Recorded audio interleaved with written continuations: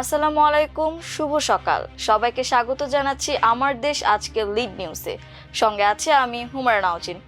আজকের লিড নিউজের শিরোনাম, ইরানের প্রতিরোধে দিশাহারা ট্রাম্প। দর্শক, জেনে নেওয়া যাক বিস্তারিত। ইরানের শাসন ব্যবস্থাকে উপড়ে ফেলার আশা নিয়ে ২৮ ফেব্রুয়ারি যুক্তরাষ্ট্র ও ইসরায়েল দেশটিতে হামলা চালায়। প্রথম হামলাতেই দেশটির সর্বোচ্চ নেতা আয়াতুল্লাহ আলী খামেনি সহ বেশ কয়েকজন শীর্ষ সামরিক কর্মকর্তা নিহত হন। দ্রুত সফলতা পেয়ে আত্মবিশ্বাসী হয়ে ওঠেন যুক্তরাষ্ট্রের প্রেসিডেন্ট ডোনাল্ড ট্রাম্প। যুদ্ধের লক্ষ্য নিয়ে বলতে থাকেন নানা কথা। এর মধ্যে একবার বলেছেন যুদ্ধ ৪ বা ৫ সপ্তাহ স্থায়ী হবে, প্রয়োজনে আরও বেশি দিন যুদ্ধ চালিয়ে যাবে ওয়াশিংটন। কিন্তু ইরান পাল্টা হামলা শুরু করলে পরিস্থিতি পাল্টে যায়। মধ্যপ্রাচ্যে যুক্তরাষ্ট্রের প্রায় সব ঘাঁটিতে হামলা চালায় তেহরান। এতে যুক্তরাষ্ট্রের গুরুত্বপূর্ণ সামরিক সরঞ্জামের ব্যাপক ক্ষয়ক্ষতি হওয়ার খবর মিলেছে। এছাড়া ইসরায়েলেও ব্যাপক ধ্বংসযজ্ঞ চালিয়েছে ইরানি ক্ষেপণাস্ত্র। এ অবস্থায় যুদ্ধ শেষ করার জন্য অস্থির হয়ে উঠেছেন ট্রাম্প। তিনি ইঙ্গিত দিয়েছেন শিগগিরই ইরান যুদ্ধ শেষ হতে পারে। তবে ইরান বলছে যুক্তরাষ্ট্র নয়, যুদ্ধের শেষ কবে হবে তা নির্ধারণ করবে তেহরান। দেশটি যুক্তরাষ্ট্রের সঙ্গে আলোচনায়ও আগ্রহী নয় বলে জানিয়েছে খবর আল জাজিরা ও বিবিসি। গতকাল মঙ্গলবার ছিল যুদ্ধের ১১তম দিন। এদিন হামলা ও পাল্টা হামলা অব্যাহত রেখেছে দুই পক্ষই। ইরান আঘাত হেনেছে ইসরায়েল সহ মধ্যপ্রাচ্যের বিভিন্ন মার্কিন স্বার্থে। অন্যদিকে ইসরায়েল হামলা চালিয়েছে ইরানের রাজধানী তেহরান সহ বিভিন্ন স্থানে। এছাড়া লেবাননের পরিস্থিতিও দিন দিন নাজুক হচ্ছে। রিপাবলিকান দলের সম্মেলনে সোমবার ট্রাম্প বলেন, ইরানের বিরুদ্ধে সাম্প্রতিক সময়ের সামরিক পদক্ষেপ একটি ছোট অভিযান। কিছু মন্দ লোককে নির্মূল করার জন্য এই যুদ্ধ প্রয়োজন ছিল।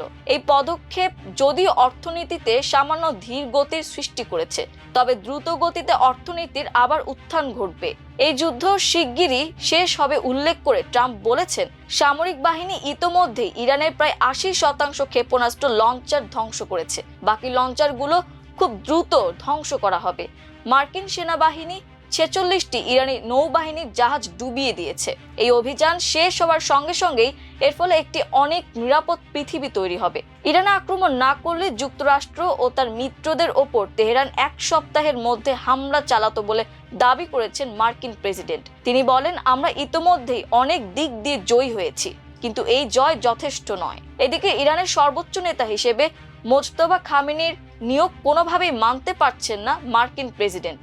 এই নিয়োগে তিনি হতাশ হয়েছেন। ট্রাম্প বলেছেন, আমরা মনে করি এটি দেশের জন্য সমস্যা আরো বাড়াবে।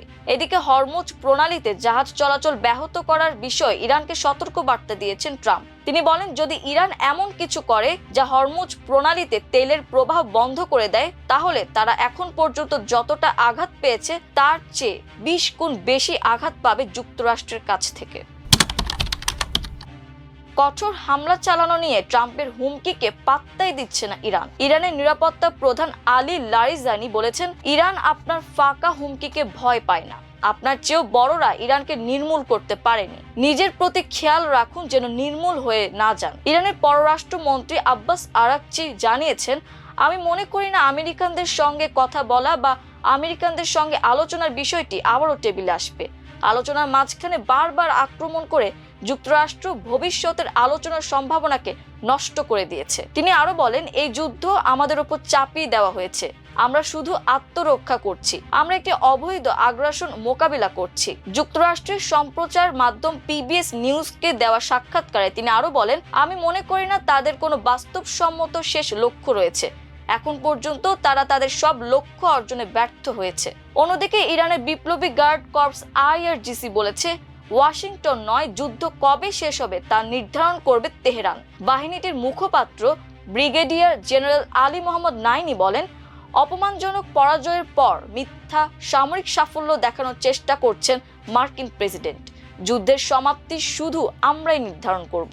ইরানের ক্ষেপণাস্ত্র নিক্ষেপের সক্ষমতা হ্রাস করে দেওয়ার যে দাবি যুক্তরাষ্ট্র ও ইসরায়েল করছে, তা অস্বীকার করে নাইনি বলেছেন, যুদ্ধের প্রথম দিকের তুলনায় এখন আরো বেশি সংখ্যক ক্ষেপণাস্ত্র নিক্ষেপ করা হচ্ছে।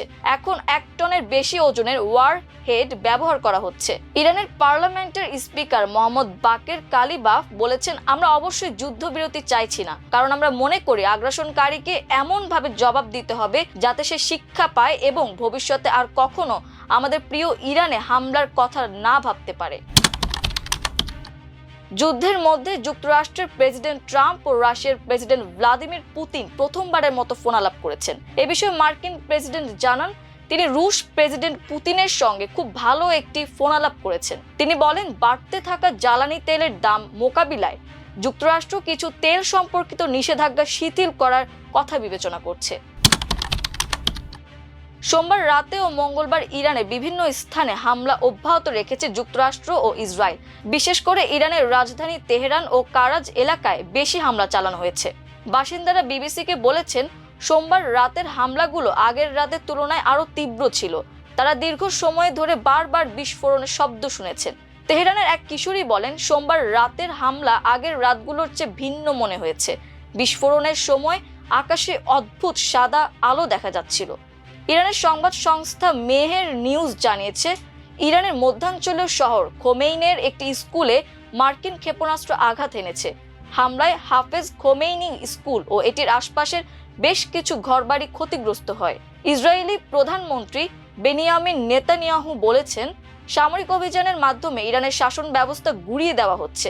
আমাদের লক্ষ্য হলো ইরানি জনগণকে বর্তমান শাসন ব্যবস্থার নিপীড়ন থেকে মুক্ত করা, তবে শেষ পর্যন্ত এটি তাদের ওপরই নির্ভর করছে।